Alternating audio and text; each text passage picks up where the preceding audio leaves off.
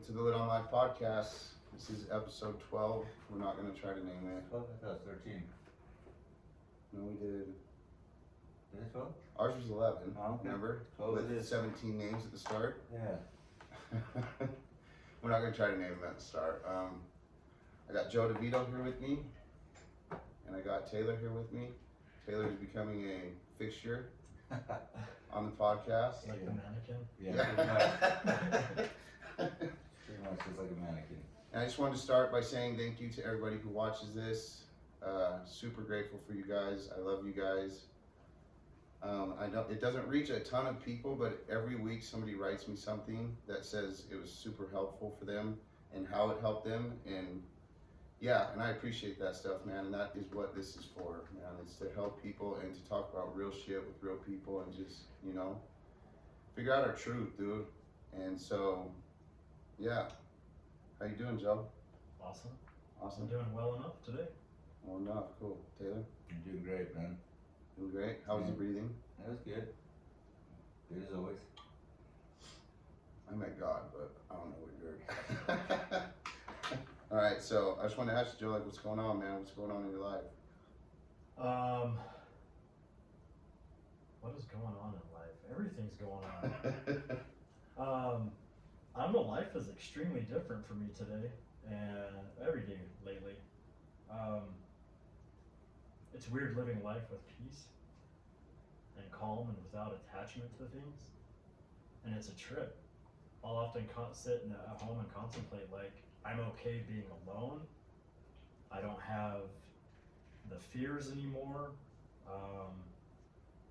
I just feel more present all the way around. I don't know, bro. Just took on a new role as a program director for a youth treatment center, and super passionate about that line of work and being able to help young men find their connection.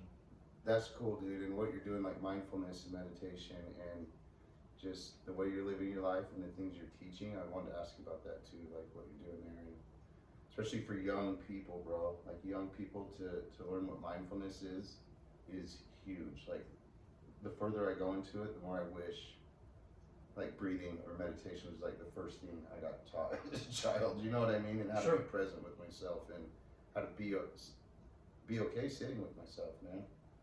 Yeah, nobody was, it's not how we're brought up typically. And so that's where I find passion in that role, is being able to show up for a highly traumatized teenage man and teach him some skills to where he's okay feeling whatever he's feeling. And then holding space for him to let him know that it's okay, because nobody was there for me to do that. If I was feeling sad, okay, let's do something to fix that. And that's where I started developing the belief that me having feelings means that I'm broken in some way. Yeah. And so, hence the addiction later on in life. It's always about, no, you're not allowed to be feeling that. You shouldn't be feeling that. And really, you know, if we label an emotion negative or bad, it's because of that conditioning. Yeah. But if you can sit with the emotion or feeling long enough, we begin to realize that it is uncomfortable at times. And that's because it's not love. It might be fear, it might be sadness, and if our inherent nature is love, then that's why those other emotions and feelings start to feel abnormal. Absolutely. And so, yeah, it's awesome being able to sit with someone, hold space for them, validate them. I think that's what I always yearned for in my life, was just to be validated. Be seen. The seeing part, yeah, but just to be validated in what my inner experience was like at that moment. You know, especially surrounding loss. There's a great amount of loss in my story, and to be able to help somebody, to be able to guide somebody else, and just be of support through the whole grief process, or even starting to grieve, and letting them know that that's okay, and that is the answer, because it is a form of compassion for yourself. Yeah. So, but yeah, mindfulness as a foundation is something that I help with these boys. I help teach them meditation. And I didn't pick up meditation until probably a couple of years ago. Same for me. But it's totally transformed me. When I met you, there's a few people that are, what kind of meditation have you been getting into? I studied and practiced Transcendental Meditation. And I know a couple people that are into that and have started doing that, and they seem to move different, man. They seem to speak different, and I noticed that about you. You know what I mean? And at the Dharma meeting, am I allowed to say that? Where I see you. Yeah, there is no such thing as that. I don't. That whole anonymity thing just kills me. But. Yeah, man, I seen you there, and I heard you. I feel as though the further I go down on my journey, the spiritual path, whatever you want to call it, I feel like I've started talking a different fucking language from everybody else, dude. Yeah. You know, and what I find interest in, and what I find interesting, and what I've lost interest in. I just feel like I'm talking a different language, man. And so when I hear you speak, I'm like, oh my God, dude, thank you. You know, like I don't feel so lonely in the world, and because loneliness on this path is a legit thing, dude. And I know you've spoken about that too, and it's a thing as men through programming that we don't want to talk about, that we don't want to, you know, you're not supposed to feel, we're supposed to be tough, dude. You know, at least that's the way I was raised, to be tough and lonely. Fuck, dude, come on, get real, you know, things like that. And so just mindfully to be aware that, you know, lonely is acceptable as well as everything else. You know, that's kind of what you were just touching on. But yeah, the loneliness factor for me, that's been, dude, I have found so much truth in that journey, which started off as loneliness, slowly transformed into aloneness, and is now I'm having these experiences of solitude. And it's like, okay, I'm on a planet with 8 billion people, yet I feel lonely. Like, what's going on there? But what I found through this awakening process of like shedding all these layers of identity of the things that I am not, and breaking free from like all the societal conditioning that takes place, you do feel lonely. And it's like what you're saying, when you start speaking a different language, you have that awareness about yourself, like, dude, I'm not talking about other people. yeah. Like, I'm talking about my own like subjective here and the now experiences, and people are listening now though, and that's something that's totally different for me. I used to be like this highly intellectual person that could retain information like crazy, but I'd only speak at surface level because I had never applied any of it. But now when I'm doing groups and recovery centers and stuff like that, like people are glued in and listening. It's such a unique experience of connection at a different level. I think people are tired of hearing the same shit, man. You know, I think people are super tired of just hearing the same way forced down their throat, this black and white way of thinking. And we were talking about that with someone last night at the meeting, and he was just like, fuck, man, I ran into a wall. And I watched that dude kind of, Brandon, what up, bro? What's up, Brandon? When I was first going into recovery, and he was just kind of had like an attitude or something, you know, like, I don't care, you know, and I was like, God, he's rude kind of, you know, like he's kind of rude, and then I get it, you know, later on, I walk into the same brick wall, dude, of why am I doing all this stuff? I'm doing this for basically everybody else, and it's what everybody else wants me to do, you know, and finally, you finally learn, hopefully, you know, and mindfulness has brought me to that, like to just stand in my truth, man, do what I want to do and not do, and don't do what I don't want to do, you know, and that's been a crazy experience. Yeah, I don't think we're meant to plateau, like when you're referencing his story a little bit, but when we do, then we start to feel stuck. And I went through that about 9 months ago. I felt very stuck, and then this question to myself arises, like in the form of intuition during a meditation. It's, whose dream am I trying to live? Yeah. And literally it was society, the culture, the world, all these norms and social standards that I'm trying to live up to, and it's not me. It's not me at all. Yeah, but then you don't know who you are for a while, you know, and like, yeah. So somebody said that last night. My response to that was perfect. Yeah, I don't absolutely know. perfect. That's kind of what I'm going through right now. Just like battling like who am I? Like, I know who I am and figured out who I am for like, been figuring out who I am for the last couple of years, but like I'm at a wall, like I'm just like stuck, like what's my purpose, who am I, you know? And it's just one foot in front of the next, I guess, I don't know. No, that's, my therapist said, Chris, man, that dude Yeah. is Love Chris. super fucking helpful, man. Like, he came into my life at the perfect time. Like, both of you did, man. You know, like, it was both of you, and you're both into that meditation. But he says the plateaus are just a rest, man. It's just a rest. Quit trying to break through something that you can't at the moment, you know, and like, quit searching, quit, you know, looking. He does all these finger movements, like, locks things together, and like, but does that make sense to you? Yeah. Like, it's a rest, and that's where I am too. I'm plateaued. I'm aware of certain things, but like literally unable to apply them at the moment.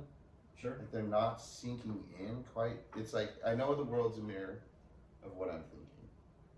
You know, I've heard this a lot, and I believe that, man. I do believe that the world is a mirror of what I'm thinking. Like, if I think the world's a fucked up place, an ugly, dirty place, it's because I'm thinking that, and so that's what I'm picking up on. You know what I mean? It's like when you buy an orange car, and all of a sudden you become aware of that, all of a sudden you're seeing these orange cars everywhere, you know what I mean? And so like, how do you break through that shit, man? How do you let go of it, you know? Like, how do you let go of the need That's a good question. to want to fucking break through when it's not even possible, you know? Does that make any sense? Yeah, there is no breaking through, and it's anytime we think that way, we have an expectation that something else needs to happen, and really everything is happening in that moment for you. And even that itself, for me in my experience, has been like the last thing before surrender.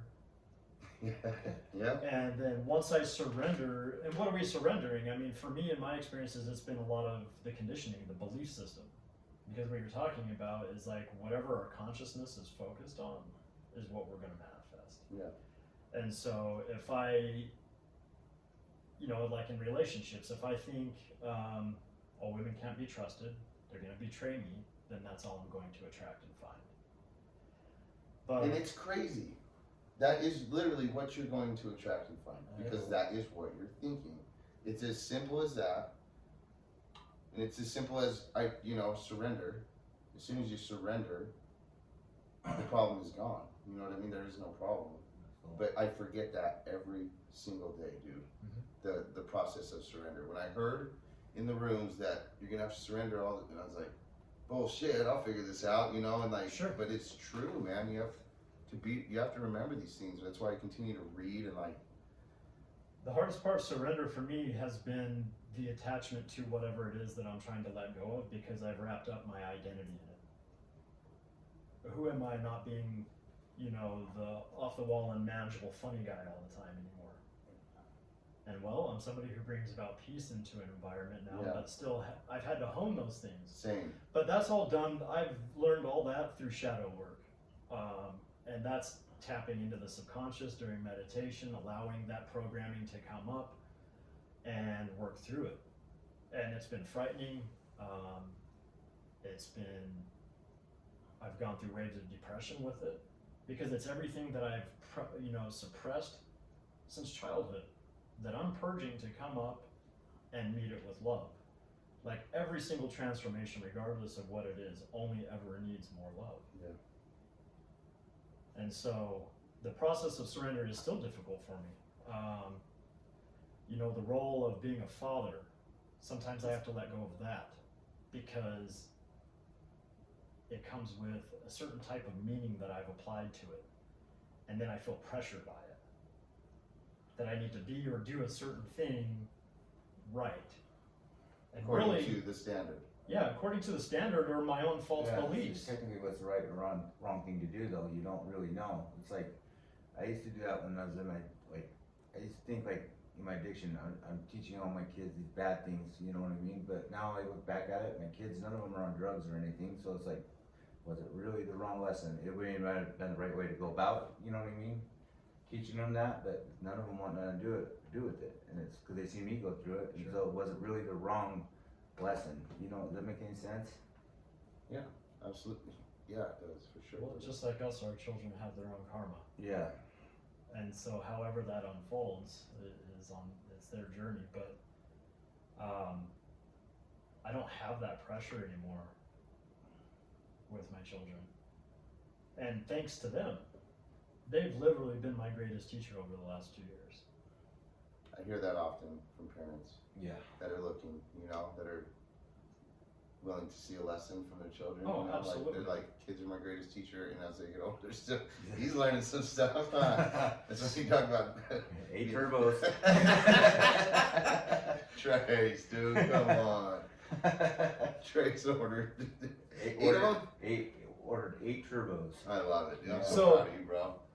Question about that. If you didn't have the attachment to money, what would that experience be like?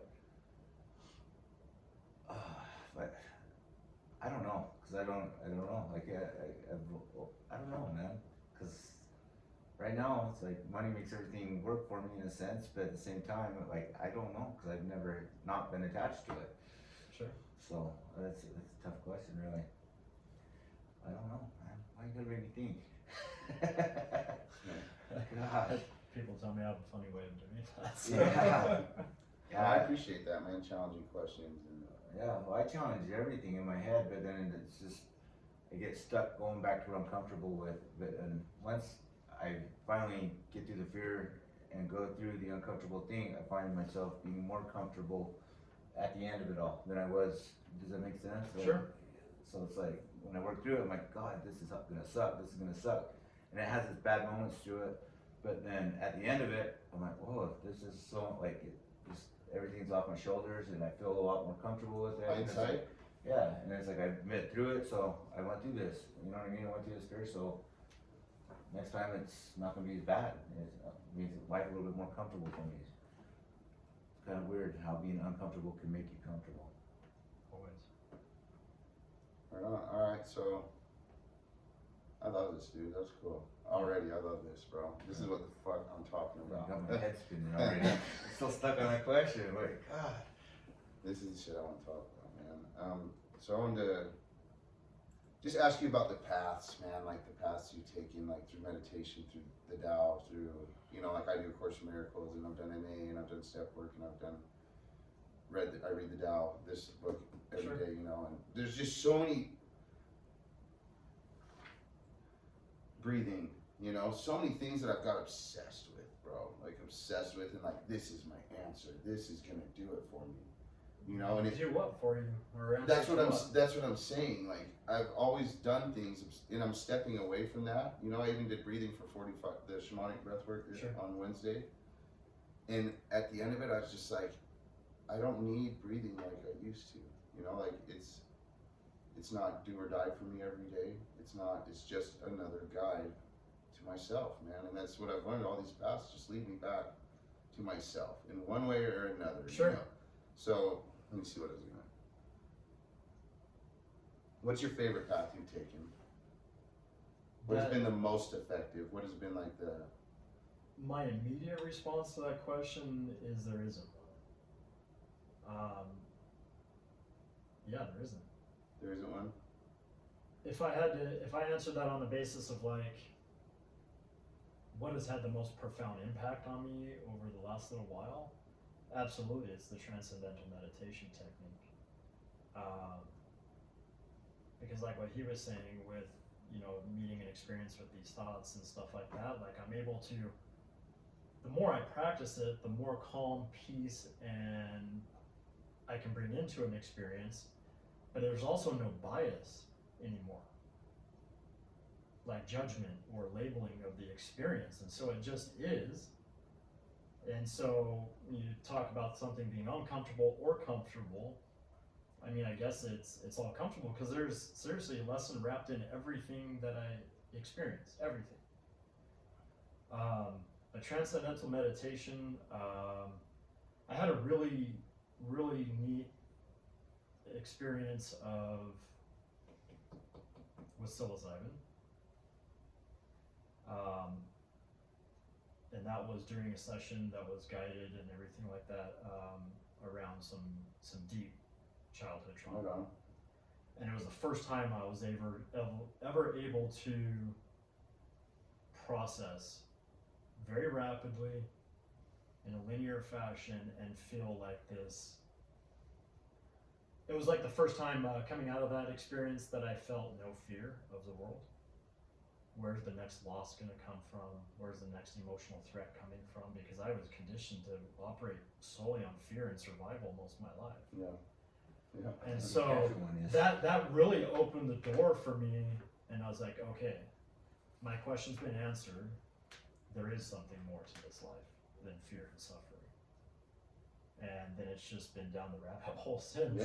Yeah. And so there's several things I do as far as a practice, but meditation twice a day, journaling twice a day, and being of service in all different ways. I wanted to ask you as well, we were just talking about writing, you know, you were talking about planting your own garden and how to change the world, you know, what does writing do for you, man? Because I write in a little gratitude journal. It has like 2 days on one Sure. page, but it's something, and it helps me realize what's important within 3 minutes, you know what I mean? Of writing that and remembering like all the other shit doesn't even matter. This is what I'm grateful for. Right. You know, so writing is special, and I know writing my step work was helpful. You know, just getting things on paper was super cool for me. And yeah, so what is writing meant for you? It provides me a connection to my authentic self. You know, it's really interesting. I've been writing a memoir for like the last 18 months. One of the most profound things I've received the awareness of has been through that writing. And reading it from front to back, I can see now that I've become the observer of my story instead of like attached to a character or role in my story. And so that right there is like, that's healing. That's deep healing for sure. taking place. And it's nice, we can do all the healing we want, but if it's not on our awareness, it's of no value. And so it helps me build awareness, not only with myself, but with what I'm experiencing. Is a memoir like basically an kind of autobiography? Yeah. Cool, man. That's cool. What was I gonna say? Oh, I can look back 2 months ago and be like, not that person anymore. You know, within 2 months, and it's getting to be a shorter and shorter period. You know, like you look back yesterday and be like, holy shit, man, I don't know who that was yesterday, but it ain't me today. You know, and it's cool to reflect like that and to separate from the identity of what was yesterday, man. That's cool. You're not the same person you were yesterday. Yeah. Or when we started this. Yeah. You know what I mean? Right. We're just here, we're just this, man. Yeah. Dude, I always get, it wasn't that bad today, actually. It was just before I left, and yeah, I just want things to go good, man. And I get so excited, and I sometimes have a harder time explaining myself with like all the shit that's going on in my head, all the shit I'm learning. I have a hard time verbalizing it sometimes, you know, which is probably a good thing. Yeah, you don't need to. Isn't it kind of just like putting expectations on your thoughts, pretty much? Well, yeah, I don't know. I feel it from people. And like the kids that I work with are always like tripped out because I know what they're going through before they do. And you know, some people call an empath or what have you. That maybe whatever. That's something we learned in childhood that's met with a lot of fear. We learn to read people to see where those threats are coming from. Yeah. Am I safe with this person or in this space? But as you start to heal, you pick up everything energetically. And so a lot of things just don't need to be said. And so like I feel you every time we go to a meeting or something like that, or even the person I'm sitting next to, I'm like, oof, they're dealing with some stuff right now.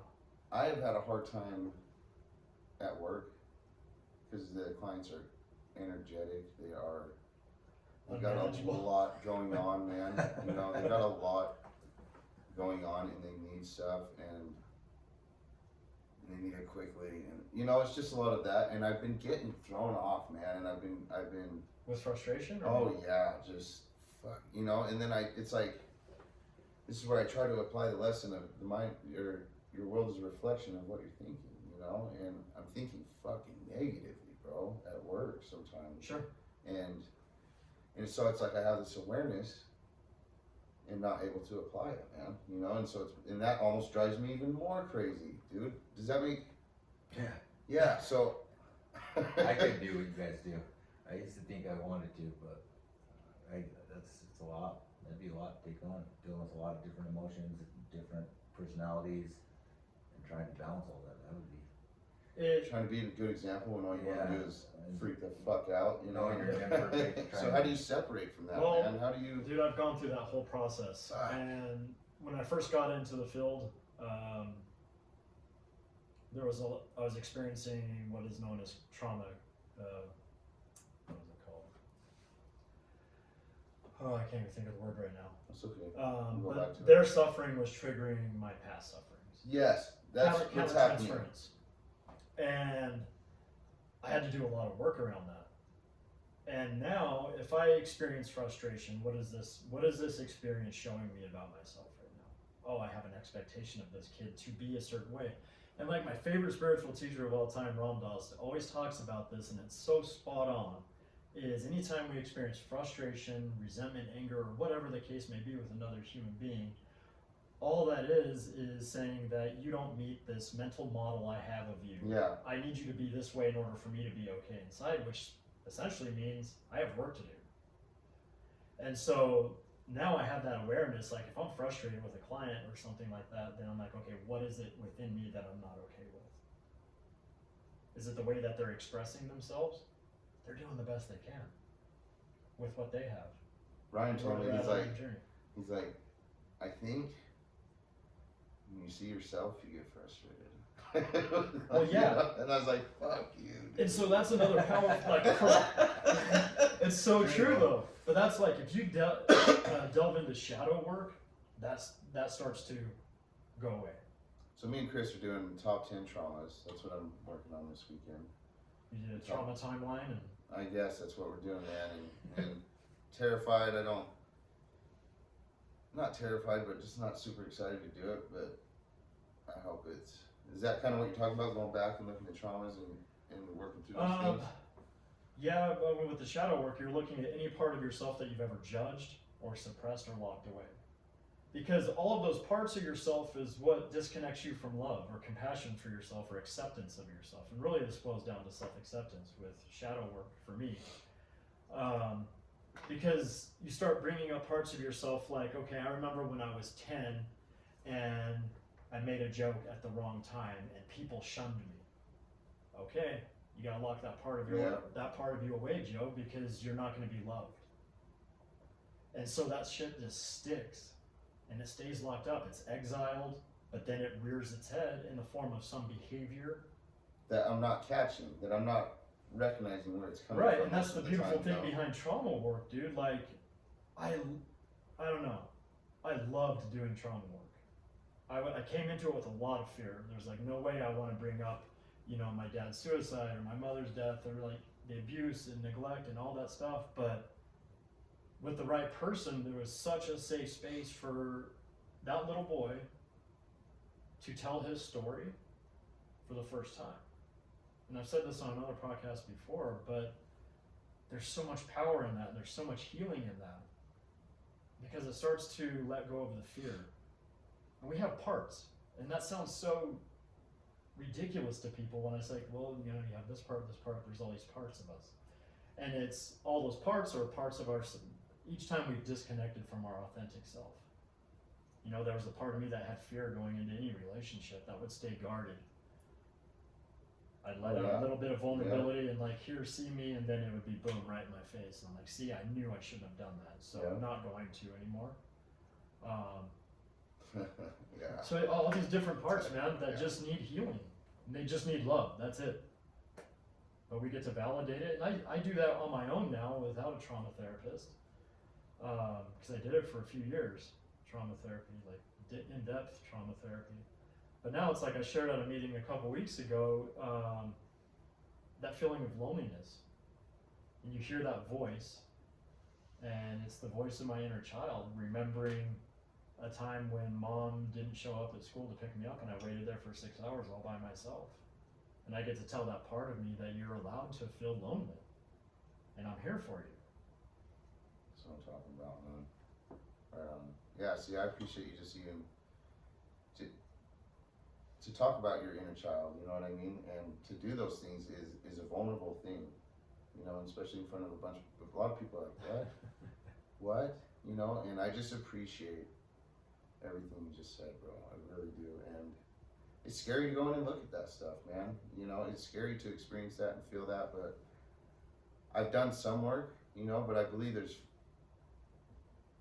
freedom coming from this, you know, from Absolutely. from going in and doing this stuff. And yeah, There's huge liberation from disidentifying with your pain. And that inner child, like, that's for me my source of joy, is reconnecting with that part of myself and meeting the world with curiosity. My kids teach me that all the freaking time.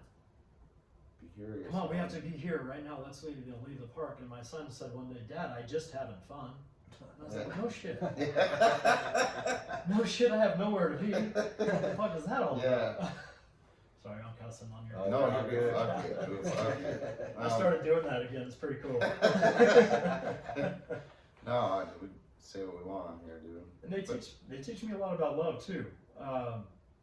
My son said I love you for the first time, like, I don't know, it was probably like 10 months ago, and I asked him, I was like, Joey, what do you mean when you say I love you? And he says, I'm not scared. And I'm like, safety is love, isn't it? With another person, feeling safe with them. I was like, holy cow. Oh man. Pretty deep. Yeah, that He's is. like he's a little Buddha. Little wizards, man. That's cool, little Buddha. Strike one, dude. Oh, you're at 3. And you're in the same spot. I'm in my house. That's my favorite place to get your strikes, dude. 1 or 3, episode 12 or 13. Yeah. It's an episode, dude. Numbers are irrelevant. You get me talking and I won't shut up. Sorry about that. No, dude, hey, I'm absolutely loving this, bro.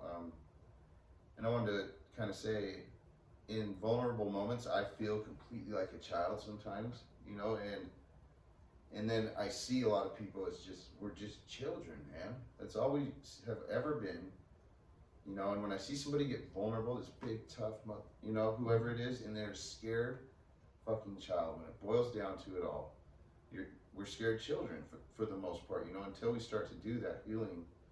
But yeah, to see the world as children is such a better place to be now than all this. Dude. We all are. Yeah. Just lost it somewhere. Along the lines. Well, it's all through the conditioning. Yeah. We're all born reverent. And that's a lot of the work that I do is just unconditioning, man. Unlearning, right? Yeah. Yeah. Compassion.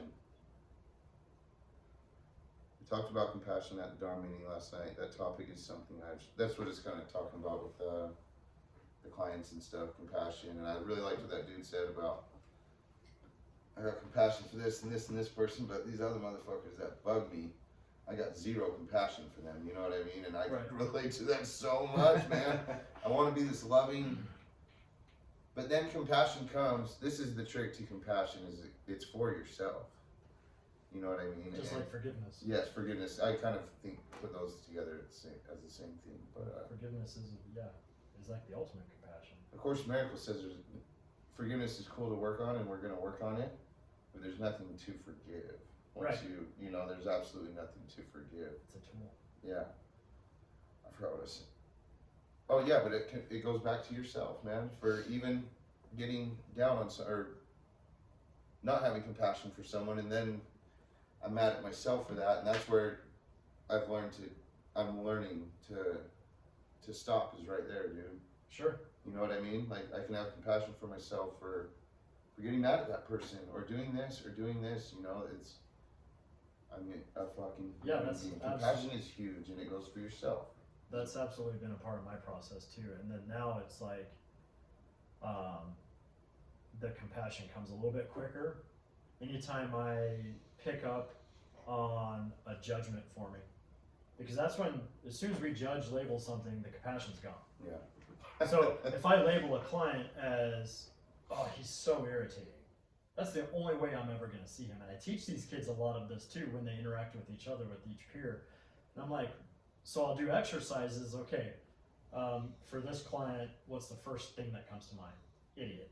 Okay, this one, retard. You know, whatever language they use as teenage boys. And I was like, okay, you see him as an idiot, that's the only way you're gonna treat him. And you're gonna be better than, and he's gonna be less than. And so good luck ever having any type of compassionate interaction or connection with that person. And the same is for me. The minute I label or judge something, the compassion's gone. And so now that's coming a little bit quicker, being able to fill a judgment for me. Same. And then like halting right there, like, what am I doing? Yeah, and it's good to catch awareness of it, but not such a good thing to beat the shit out of yourself for it. You know what I mean? And that's what you're saying, right? Is you're catching it and forgiving it and releasing it. Yeah. Yeah. I've been noticing I've been doing that quicker as well. It's just like when you get this like hyper awareness of something, you want to be really good at it. You know, you want to be like perfect at it, and That's just human nature. Man. yeah. I have high expectations for myself. You have any questions, Taylor? Not really. They've all been answered pretty much. Everything I had. Let me see what you got. What's your biggest fear? I was going to ask you a similar question. Well, it has to do with the question, but let's see. So I've done a lot of writing around this recently, just last week, and what came up for me is the fear of not loving enough. And I did some writing like, if I'm diagnosed or whatever with something, the fear of death has actually left, and now it's the fear of not loving enough. Because I know I have it like this inner knowing that if I'm on my deathbed, that will be my first question to myself: did I love enough? And if I'm gonna go, I do not want to go with that heartache. Yeah. If I'm, whenever we drop the physical body, but yeah, I think that's it for me right now. Is did I love enough? That's beautiful, man. Yeah. That's would be my statement. I've always thought about, especially when I was using drugs, man, like if you die and this is what you're gonna leave behind, like a mess like this. I watched my dad, who had done drugs for meth and who was the worst on meth, man. Sure. Strike 4. Just kidding. But I watched him on his deathbed, man. Which is cool. It was ugly and it was gross and it was sad. My dad had fucking done some terrible things with people, and he had to apologize to everybody that came over to see him for one last time, But it was cool to see love win with him, man. I don't know if I talked about this on here last time, but love won in that everybody forgave him in the end, dude. Because what is actually important? And that was one of the coolest learning lessons I ever experienced in my life. It like blew my mind, and to see my forgiveness for him.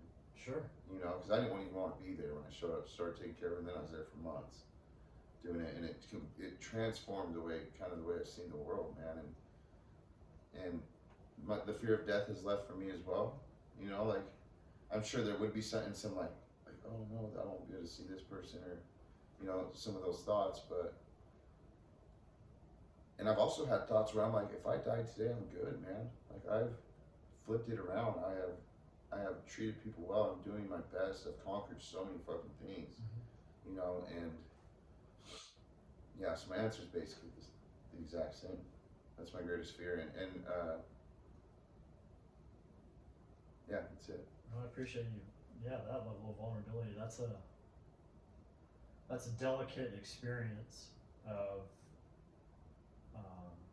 Watching a loved one go, and what it brings up for me listening to you talk about it is that is such like a beautiful experience with somebody when all of the resentments and angers and everything just melts away, because all we've ever wanted to do was reconnect with the love for one another, and that's like an awesome experience. There's nothing like it. And then you start thinking about like all the years where you were disconnected from that. Yeah. And yeah, I've gone through that quite a bit with loss, and it's part of the process, though. I like Ram Dass's view. I can't even remember how he said it, but have you ever watched any of his shows? Oh, Any yeah. of the movies?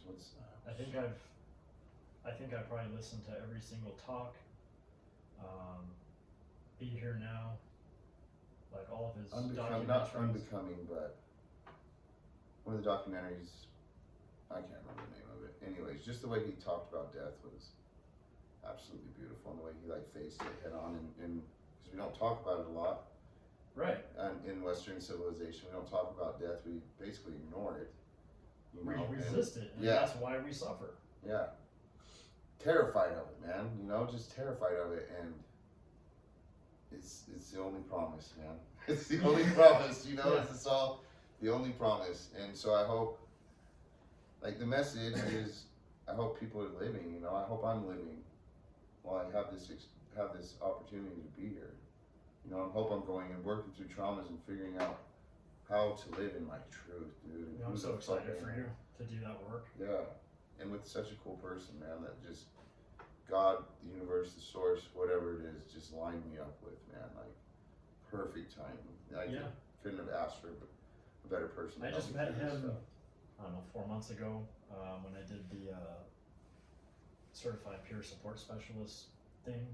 That's where I first met him, but there was Yeah. like an instant connection. He's looking at me, and I'm looking at him. We're like, "What's this all about?" Well, you reminded me of him when I met you. You know, just the way you carry yourself and hold yourself, and the way you speak, and what you're working on and stuff. It just reminded me, and I was like, all right, dude, for Yeah. sure. As soon as you know what's weird is I seen Joe at the Dharma meeting, and then I was like, hey, bro, where do I know you from?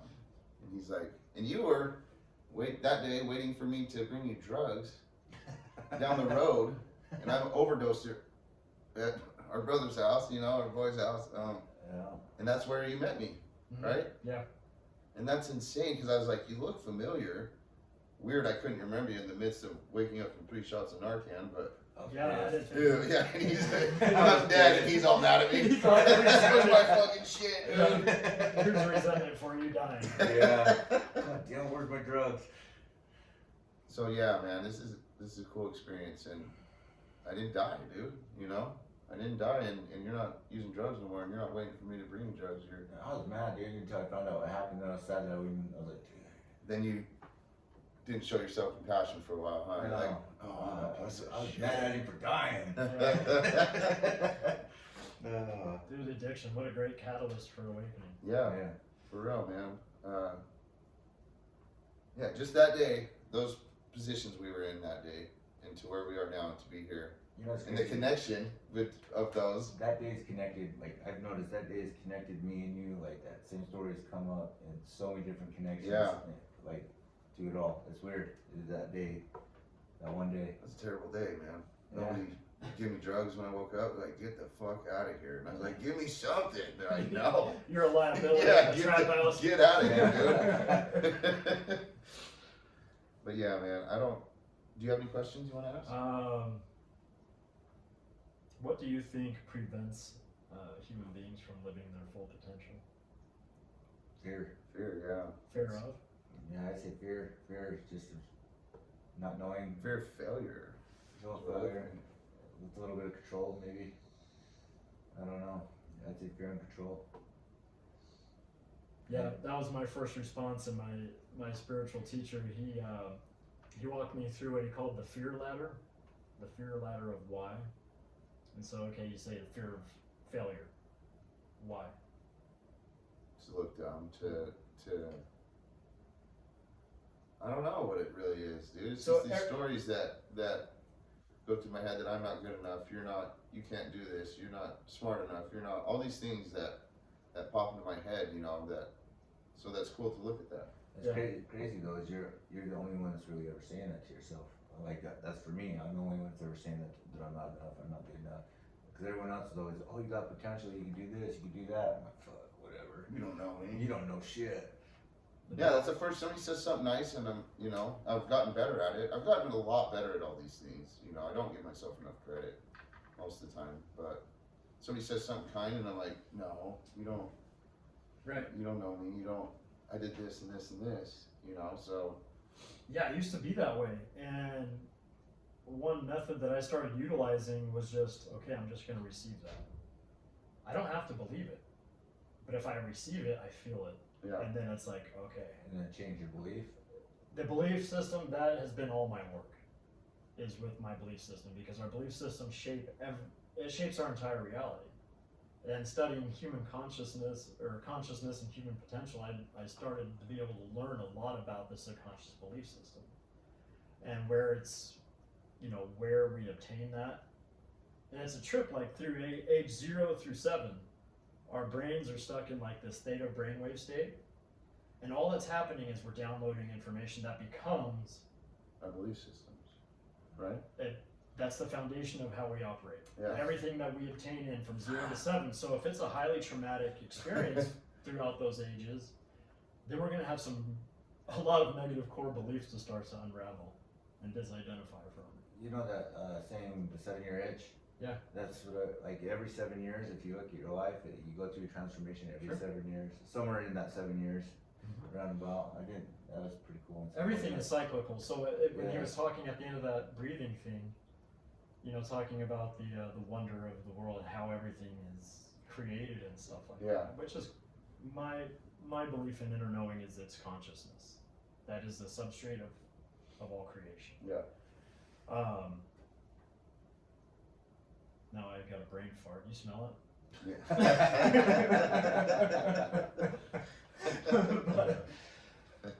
But yeah, the belief system. That's been most of the work that I've done on myself over the last couple of years. Has definitely been with my belief system, because it colors the way I experience life. Yeah, that's kind of what I was saying to begin with. These fucking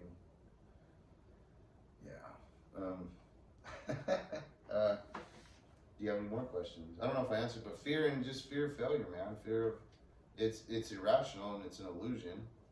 You know, every time I step up and do something, I do pretty good at it, and if I don't, it doesn't even matter a week later. You know, I could do anything I fucking put my mind to, honestly. Yep. I'll never dunk a 10-foot rim without a trampoline, but other than that, I had a therapist that told me I could, and I was like, I can't.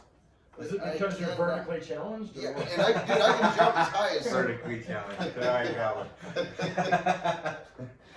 I can jump super high, man. Yeah, I'm 5'5", dude. Ain't gonna dunk. Ain't Muggsy Bogues, dude. But yeah, with that fear, every time I've done that practice that he told me to do, asking the why, it always boiled down to the fear of death. At the very core of it all. And so I believe that. I believe the fear of death, there's an absence of courage, and it takes courage to live your full potential. It takes risks and all that Failures. It does take failures. Yeah, It takes, I'm learning that. yeah. Fear of death held me back a lot. Just a lot of aspects of my life. That's kind of what the main thing that's been going on with me is I've had a big fear of death. Just want to make sure that everything's in the right place and just try to control everything the way I want it to be, you know. But it's been weird for me lately. I feel like I'm starting to get to the top of it and where I can balance it out. And it's been messing with my head for a minute. Yeah, we're always trying to protect ourselves from that emotional pain. And so we do try to manipulate everything outside of ourselves to be a certain way so that wound doesn't get reopened. But trauma work, you heal the wound, dude. You can only run so far, dude. You can only distract for so long. You can only live off ego for so long until you run into yourself, you know, and then you can put it back down. Taylor, I think you run into yourself every so often. You're like, I want to do breathing. I want to read A Course in Miracles. I want to do this. And then you go right back to distracting and right back to what Get back to what I'm comfortable with. You know what I mean? Yeah. Benjamin does the same thing. He'll run into this wall and he's like, I need to do this and this and this and this. And then he's out saving the world again. Yeah. You know what I mean? Which is perfect and beautiful, and I love what he's doing, and it's perfect for him, you know, and we're all on our perfect journey, but you can only distract yourself for so long, man. You can only, basketball will only take you to the playoffs. On that immediate fix, man. It's just scary to look in, but it's been, in my experience, it's been worth it, and that's why when Chris is like top 10 traumas, and I was like, ugh. It's like, all right, man, I trust this process. This wouldn't be being asked of me if it wasn't for the betterment of my life, you know, my soul. And Yeah, I'm excited to go in. I'm excited people have done it before me. Yeah, you know, I'm so like excited to see legit, like what trauma happens. work and like working through stuff, shadow work. That's fire. I've done with Sister Divine, Ashley, that I do the breath work with. She's done some meditations that brought me back to being a child. She's done some meditations that had me have conversations with my body, my mind, Sure. my ego, Mm-hmm. you know, all these things. And it's helpful to look at those parts because there are parts, you know, like you said, there's parts to us. And Well, and I mean, like this whole thing around ego in the West is like, oh, we gotta, and even some of the recovery platforms that are out there, it's like, we've got to get rid of the ego. of course, Miracles is like an attack on it, bro. It's a trip. And sometimes I disagree with it, you know, Sure. which is also something for me to look at. Even just like questioning things and like why am I having a hard time with it? You know, like why am I having such a hard time with just something somebody's written? Sure. You know, there's a lesson within a lesson that is cool to look at as well. Absolutely. And the ego is a part of us. It's what our personality is. Yeah. But it's a part of our mind. There's like 16 different dimensions to the mind that break down into logic, intellect, ego, you know, all these different things. And so it's part of our faculties to have that. But like what you're speaking about is being able to really attune yourself to all parts of yourself and find balance. Then what's the big deal? And ask what they need, you know, Yep. ask what they need from you and what you can do for them. And wrap love around them, as Danae said, you know, to find these parts and wrap love around it, dude, is really all you can do, or deny them and distract and do it that way until you run into your fucking avatar again, you know, and you're like Jim Carrey said, and he got it from someone else, as we all do with spiritual sayings, like the deep rest. Yeah. Depressed is deep rest from the show you've been putting on. Dude, my last bout with depression was 2 months long. And, Insane. and filled with gifts for the first time because I was able to embrace it. But so I don't shun away from that anymore or resist it. It's like, bring it, let's do it. There's something to learn in here. I think my shit is a little off. I had to go get on some medications, and so my depressing days now are days or a day and a half or something, you know, and I'm able to look at it, Good. try to see where it's coming from, and if I don't recognize it, that's okay, and just feel it and be good with it, you know, and it's not lasting like another 2 or 3 months and not almost wanting to end my life and shit, you know. Right. So I think that's another programming thing, like we shouldn't be on meds or we shouldn't do this, or there's so many gray areas in this recovery world that people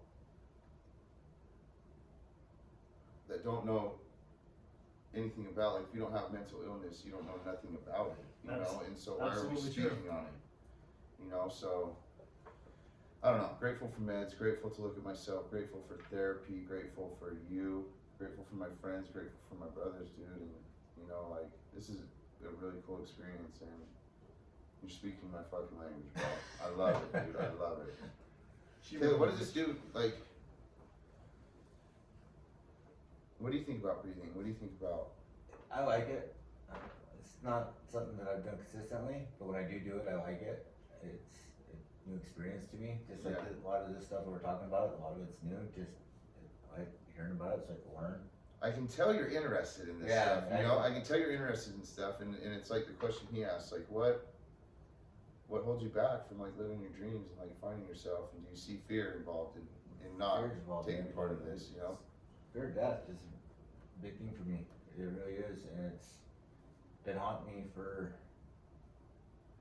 When I was high, I didn't care. You know what I mean? When I was gonna die, so pretty much once I got sober, it's been about 3 years. Fear of death is, you know, am I enough? Am I enough for everybody? You know what I mean? What mark am I leaving with? Am I mark enough? You know, like, 'cause I did all these horrible things for all these years to make people not trust me and question me. Now it's trying to make it up, and is it gonna be enough when it's time to go? You know, or am I gonna go out? Like, I wanna know it's gonna come enough. What would make you enough? I don't know, man. Like, some days I feel like I know, and then some days I feel like I don't. So like today I feel like I'm enough, but is my wife gonna be proud of me? My kids gonna look back at me and be proud of their dad? Is my family, you know, like, that's kind of, I don't know. I get it. Are you proud of you? Some days, yes. As a husband and as a father? As of today, yes, I am. But then I gotta go back to my past, and then I'm not okay with that, and Sure. that's where I gotta make it right with myself for my past, and I am slowly working on that, and so it makes me mad because I see other people go through it and they seem to be doing better, but then that's me comparing them from the outside because I don't Absolutely. actually know what's going on the inside. So maybe it's just a front they're putting on, and I'm just like, oh fuck, you gotta figure it out when they really. Everybody's wearing it. Yeah, oh yeah. You know what I mean? Yeah, I know. That's, but I'm comparing myself to that, and Sure. and it's probably not even necessarily a true thing. So it's comes down to finding the truth with myself. Yeah. I feel that I'm doing better at doing that. Wish I could say I perfected it, but it's just learning experience. Just trying to stay open minded. Yeah. And just listen to people like you guys talk. They actually know what the hell you're talking about. I'm like, oh wow. I don't know about all that. No, Well, that's what I thought was honestly, this- I've learned a lot just sitting here and listening to you two talk. It's helped me a lot today. Like this is, I'm glad I was debating even sitting here today, up to the moment I was sitting here, and You had no choice. You know, I have a choice. No, you don't. I always have a choice. But I'm I'm sorry, I'm actually Tracy glad I Dillon, did you up, because dude. I'm hearing things that I need to do. Well, it helps me hearing you express yourself too, because there are still those moments where, so like everything that you just said, I've experienced. Yeah. And so sometimes when we're caught in that, when I'm caught in it, I can start to feel like, am I the only one really going through this right now? Yeah. I'm And special. it's not. It's part of the Oh. human fallacy, so. Yeah. And that's where almost all of our suffering comes from, is comparing ourselves to someone else and believing their little shit they got. The people that seem like they got it going on, I've come to know, when I seemed like I knew what the fuck the world was about, it was basically a show, dude. Yeah. You know, it was basically a show, and it was Yeah. the least humble I ever was. You know, it seems like the people that know this path is the truth and this is all there is, and you know, like, and they don't know, and they're terrified, Yeah. See, that's and that's okay. But they're so the people that you see that you think they got it figured out, I don't. we're all doing the same thing. Some of us are What's there to figure out? nothing. You know what I mean? Well, That's it. Well, There's that's a our lot whole to goal. figure out, damn it.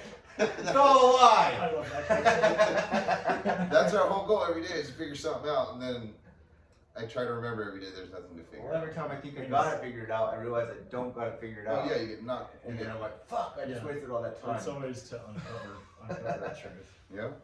Yeah. And yeah, so with something is stating that this is the true way. You hear it all the time in religion, but I don't know. Doing the studying that I'm doing at university, like I've learned, like, what is truth? And Maharishi Mahesh Yogi says, he calls it the three eurekas that make a truth. We have our typical scientific, like, objective knowledge of something. And then we have like traditional wisdom that's been passed down through the lineages. And then we have our subjective experience with it. When all three of those things line up, we can deem that as truth, is kind of what he says. And I've kind of been finding that to be true. Give me an example. Consciousness. There's that hard question of life, right? Is it real? What is it? That type of thing. And so I feel like I've had many of my own subjective experiences with consciousness. You know, even when I was using, it's an altered state of consciousness. Yeah. Walking a spiritual path is an altered state of consciousness, but it's consciousness nonetheless. And then you have, especially in Eastern philosophy, whether that be through the Kabbalah or the Vedic tradition in India, or even Buddhist, you know, there's always been reference to consciousness for 5,000 years. So there's the traditional wisdom of it. Only now are we exploring on the scientific objective side of what consciousness is in quantum physics. And it all matches up. And so is it real or is it not real? I can't help but to believe and have faith in it that it is. It is the substrate of where everything manifests. And so, And it never changes, is what I've come to learn. Whether you're even using drugs or like, the truth of who we are never changes, bro. Like we are this consciousness, you know, with these dramas happening inside of it, right? And this is never changing. This thing that we are, consciousness, is never changing. No matter what path we take, we can make our path a little better. We can choose a spiritual side, a way to do it. We can do drugs, you know, but the truth of who we are is never changing. yeah, and the most like subjective experience part of that truth for me, the biggest one has been intuition. Explain that. Yeah. It's not pulling up past memories or anything like that to form. It's highly different than an impulsive thought or anything like that. It's a truth. It's like an inner knowing that just arises. Yeah. And I find that more and more as I meditate and transcend mind and body and thought and all that stuff and tap into the source of knowledge. There's new shit that comes up all the time that I've never thought about or never experienced before, but it's just like, it's a really comfortable feeling, intuition can Yeah. be. And it's not on the basis of any thought. And so that's where I have the faith in, you know, consciousness being the field, whatever you want to call it, of where the source of everything comes from. Yeah. We tap into that. See, when you're talking about those things, I think God. You know what I mean? Like when Sure. you're talking about those things, and like through breathing, I get a lot of intuition, or like I know what to do with this. You know, these things that I'm battling with, or like these things that I'm struggling with. I don't know which way to go. I'll do breathing, and that shit pops in, and it's like, Yeah. so clear. This is what you do. Do you see light in Yes. in the breathing? Yes. Okay, good. So that's what I experienced. That's the first time I've done that particular breathing exercise. I really enjoyed the physiological response to it. It was like my body screaming for a need, Yep. and That's- and it yeah. was the breath. Because we spend so much time upstairs, we forget that we do breathe, like, or even we have a body for that matter. It's always thought. And so yeah, that was a really cool experience. I appreciate you letting me do that with you. Yeah, bro. Absolutely. 3 weeks ago, with this Transcendental Meditation, if there's an idea behind it, it's to transcend, to get connected with, you know, your higher self and source or what have you, whatever lingo you want to put to it. But it was the first time that I've ever experienced bliss in my entire life. And my sessions are usually 20 minutes in the morning, 20 minutes in the evening. And I sat and didn't come out of it for, it was like 55 minutes. And just copious amounts of tears coming down. Like my shirt was soaked. And it wasn't like a pain or a sadness, but I felt connected to myself like I've never ever knew possible. That's cool, man. And it was like nurturing. I felt held, like, I use this language and like some people are like, dude, you're a dude. You know, don't use love, don't use nurturing or being held and stuff like that. It's I went to go get a lid on my shirt, the design, and Taylor kind of thinks this way too about the shirt. You don't really like. Do you like it or Which one? the heart? I like it. It's It's not something that, it's not something I personally would wear. And Yeah, the guy's like, "What are you doing, man? well, what are you doing?" I was like, "This is what we're doing." So I was Don't- trying to get at with you and It's Sean love, bro. on this whole It's love. thing. Yeah, I understand the whole thing. It's cool and all, but there's people out there that's cool. It sells to a certain specific group of people. Well, it's like doing this. It hits Yeah. 2 people, but it has an impact. Yeah, true. I guess. Yeah. And it always does. Every time I'm like, "What are you even doing this for?" You know, because I'll think stuff like that every week. Like, "What are you even doing this for?" And like, then somebody will write me something. I'm like, "Fucking hey, that's why I do it." You know, that's why I do this. And it's so you write me stuff all the time about it. You know, and right now I wanted to give a shout out to. Oh my god, I forgot his name. Good shout out. That's a weird name. Hey, you over there. Johannes, brother, Johannes. So I just have brain farts when the camera's on. I can smell. Yeah, it fucking stinks, dude. I love you, bro. He's got two broken ankles right now. Yeah. Great dude, staying sober through it and watching the podcast. He's like, "When's this one you're doing today gonna be done?" I was like, "It's gonna take a week, man." But we love you, bro. Love you, and I'm proud of you for staying sober through this, and yeah, love you. So a heart on a shirt. It's hands. Hands. It's hands. Oh yeah. With the And flame in it. Charm likes to make it. She likes to design it and do it herself. She Make likes to something make that's hippie ours, shit, you know. dude.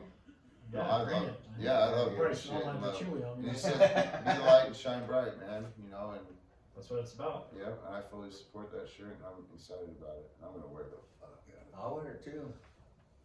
Still need a hoodie though. There's nothing wrong with tapping into our feminine energy. No, because it's there. That's Always. another part of us. You know, that is another part of us, Yep. for sure. That we're told to deny, and you know, growing up. I think it depends on your growing up, dude. I had 2 moms and 4 sisters, so I was around girls. I didn't have a brother until I was 15, so it's like I'm kind of used to girls. They don't like just get along with them. Sure. I seem to get along better with females too than males. Like as far as friends, and I have a lot more like female friends that I get along with. So that was always me as well. Hence the reason the codependency traits. Yeah. Guess what I'm reading right now? Codependent no more. Yeah. It's actually, I thought it was going to be horrible, and I was like, this is bullshit. Somebody wants me to read this. Love you, Mel. You know, but I've read it, and it's just about loving yourself, dude, and setting boundaries, and Learning where your insecure attachments come from. yeah, and it's brought awareness for sure. It doesn't want the awareness. But yeah, I can definitely relate to that. Always yearning for, and then this healing came through trauma therapy for sure. Was that constant yearning for the love of a mother I never had, and I was trying to get that need met always through relationships. I've been noticing that as well. I mean, I had a mom, and I have a mom, and she's fucking. She's I awesome. love her. Yeah, she's great. You know, but Hi, Mom. what's up, Mama? Love you. Just kind of what you're speaking on, I've been noticing that as well. These things come up, and you want that love, you know, that may have been missing at some points or something like that, and through a relationship. I was just thinking about this today, bro, and I've been thinking about it for like a few months now, and learning a lot through that. Dude, and being alone, like not having a domestic partner, whatever you want to label it as, I've learned to provide that for myself. Because I remember as a young boy, like, there was 2 things that I can recall ever desperately wanting more than anything in the entire universe was, like, to feel the strength of a father's arm around me and Yeah. letting me know shit was going to be okay. Or, like, a mother just pulling me tight into her chest and just feeling that warmth and that love. Yeah. And it's always, you know, in the midst of pain and suffering that I wanted those things. And so I still suffer. I still experience emotional pains and stuff like that, but I'm able to really just hold that space for myself in some way, shape, or form, as long as I don't resist it. Yeah. I wanted to. A lot of mine came from my dad as well. Mom more loved me and held me. You know, she was good about that stuff. She taught me a lot of cool lessons, but my dad wasn't there. A lot in prison, that kind of. Sure. You know, those things. Yeah, that love you yearn for, it's a trip, dude. When you start to become aware of that and where you've been searching for it and how you've been getting it in like unhealthy ways. It's and how not in POF or Tinder. No, it's not, man. It's a trip when you start to become aware of these things. I don't know. Do you got anything else you wanna ask? Not right now. I'm good. All right, I love you guys. Johannes, I'm sorry I spaced your name, dude. Yeah, I just love you guys. Thank you for doing this with me. Yeah, it's been a pleasure. Trace, I love you, dude. Thanks for buying 8 turbos on your dad's card. Love it, dude. Alright, love you guys. Thank you very much. Stay fucking lit, dude. Live on life. Get Riff Raff in there. Brother Riff. Brother Riff, dude.